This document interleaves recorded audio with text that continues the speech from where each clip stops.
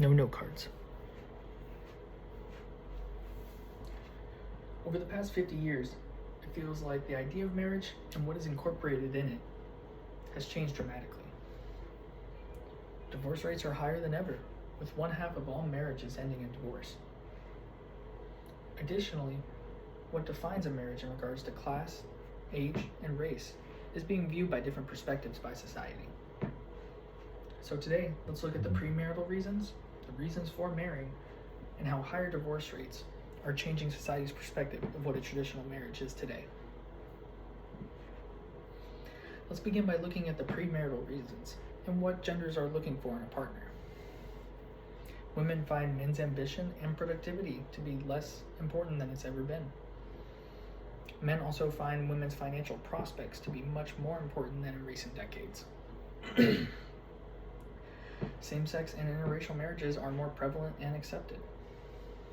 On top of all of this, parents are a lot less strict and judgmental of not only their children's partners, but the relationships that their children enter. Lastly, marriages are at the highest percentage they've ever been, and partners entering one outside of their parental home. With a couple of these taboos of traditional marriage dissipating, it really does feel like we're reaching a point of the least judgment of relationships, and it's allowing new ones to blossom. Next, let's look at the reasons that people are married. Now, while the reasons themselves haven't changed too dramatically, the emphasis behind certain aspects really have. Mutual love and affection are now the most predominant aspects of current marriages. On top of this, 18 to 28-year-olds deem that faithfulness and long-term commitment are the two most important attributes they look for in a lifelong partner. However, the reasons for marrying are also affected by people identifying their roles in a relationship. This has led to more individualism, which makes partners believe that they have a reduced responsibility for their significant other. So we can deduce from this that while people do appreciate commitment and security, the ability to leave or exit the marriage is more prevalent than it's ever been. To summarize, mutual affection and companionship are the two most important factors, and this has greatly reduced a couple of the other factors of recent decades.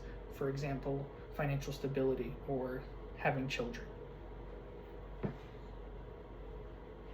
Lastly, let's look at how higher divorce rates are affecting traditional marriage. And to do this, let's look at two different perspectives.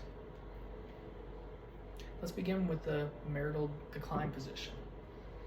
This one states that single-parent households are extremely detrimental to the family dynamic and can lead to poor academics or bad behavior by the children. They also state that a strong family dynamic is very advantageous and can create responsibility and roles in the family that make everything more positive. Now, on the other side, we have the marital resilience perspective. This one states that partners staying together and being married just for children or other reasons is very disadvantageous to the family dynamic and can create resentment not only between the partners, but towards the children or other people involved. This one states that it's important for people to have the ability to divorce and become single again and give themselves another chance at making some better decisions this time around.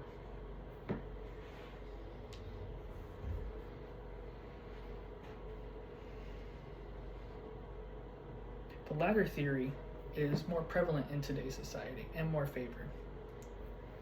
To represent this, let's look at a study that was done. There was a study done between people who are currently married, divorced, and remarried, and married, divorced, and never remarried. The happiness of the people who were either currently married or married, divorced, and remarried was roughly the same in regards to both individuality and their romantic relationships. The people, however, who were divorced and then never remarried had roughly half of the amount of happiness of the other two categories. On top of this, people had stated that they had certain side effects of depression, anxiety, and PTSD. Today we've looked at the premarital reasons the reasons for marrying, and how higher divorce rates are changing how we view traditional marriage today. And while this idea of traditional marriage may be changing, I think there are avenues for people to find their own expectations of what they expect in a marriage.